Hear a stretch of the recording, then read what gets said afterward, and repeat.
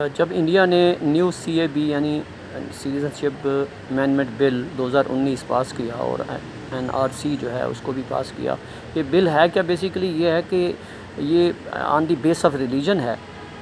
لیکن اس میں مسلمانوں کو ایکسکلوڈ کر دیا گیا ہے، یعنی مسلمانوں کو نکال دیا گیا ہے۔ تو جب یہ امینڈمنٹ بل آیا 2019 میں اور اس طرح کے رائٹس ہوئے، بہت بڑا یعنی کہ انڈیا میں لا اینڈ آرڈر کا مسئلہ ہوا، چونکہ منارٹیز ساری کھڑی ہو گئیں، تو اس وقت مان گئے پاکستان میں کہ two nation theory was correct. الحمدللہ ہمارے بڑے حضرت قائد اعظم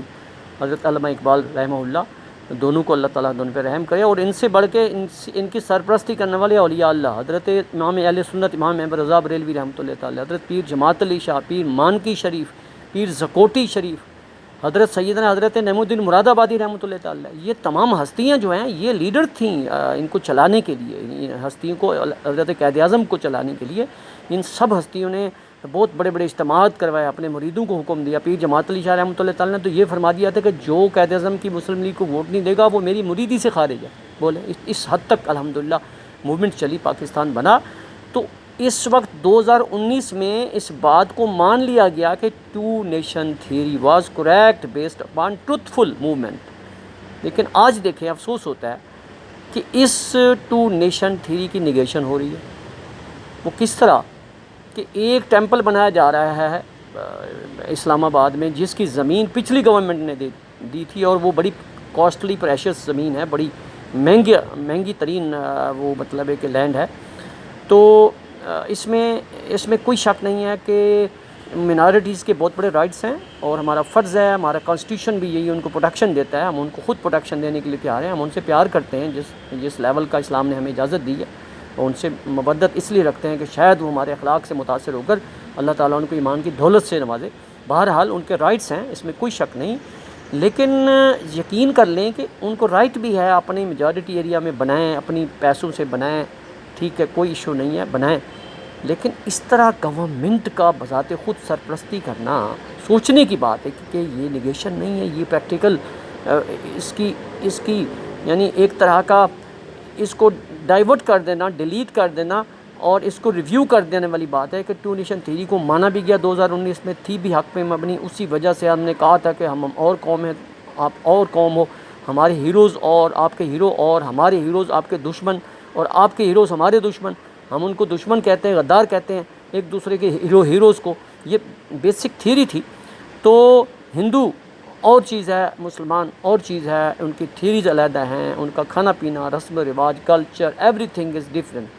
تو یہ ساری چیزیں مان کے انگریز متاثر ہوا اور وہ پاکستان بنا گئے۔ حضرت قائد اعظم کی موومنٹ چلی، حضرت علامہ اقبال رحمۃ اللہ تعالیٰ نے بہت بڑا ایک ماشاءاللہ ایک تھیورم پیش کیا، جن کو آپ نے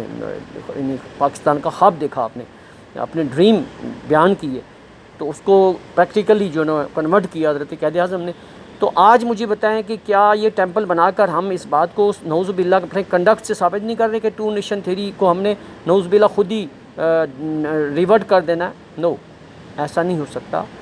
اسلامک گورنمنٹ یہ سرپرستی میں نہیں بنا سکتی جس کی میجارٹی جو ہے مسلم آبادی ہے، جو ٹیکسز پے کرتے ہیں، مسلم آبادی کے ووٹوں سے وزیر اعظم بنا، نو ڈاؤٹ کے دوسرے ووٹ بھی ہیں، ہم ان کا احترام کر رہے ہیں، ان کے علیحدہ سیٹیں ہیں، لیکن ایک اسلامک سٹیٹ جو ٹو نیشن تھیوری پہ بنی ہے، جو دو قومی نظریے پہ بنے ہو، آج ہم 2020 میں ایسے ٹیمپل کے ایشو چھیڑ کر ہم کیا کہیں اس ٹو نیشن تھیوری کو ختم تو نہیں کر رہے؟ یہ ہمارے بزرگوں نے دی تھی ہمیں، تو لہٰذا یہ ٹو نیشن تھیوری تو امام اہل سنت نے دی، پھر سر سید احمد خان نے اس پہ کام کیا، پھر جناب والا علامہ اقبال نے اس کا بہت بڑا نظریہ پیش کیا الہ آباد میں۔ تو یہ ساری چیزیں، اور 1940 میں ہماری ریزولوشن پاس ہوئی، پاکستان کی قرارداد پاس ہوئی، اسی بیس پہ ہوئی تھی، تو اسی بیس پہ ہی پاکستان بنا۔ تو لہٰذا اس بات کا خیال رکھنا چاہیے کہ ملک کی جڑیں ہلانے والی بات ہے کہ ملک کا کچھ کلچر بھی ہے، کچھ ہمارے لوازمات بھی ہیں، کچھ ہمارے رائٹس بھی ہیں، کچھ یعنی میجارٹی کے بھی کچھ رائٹس ہوتے ہیں۔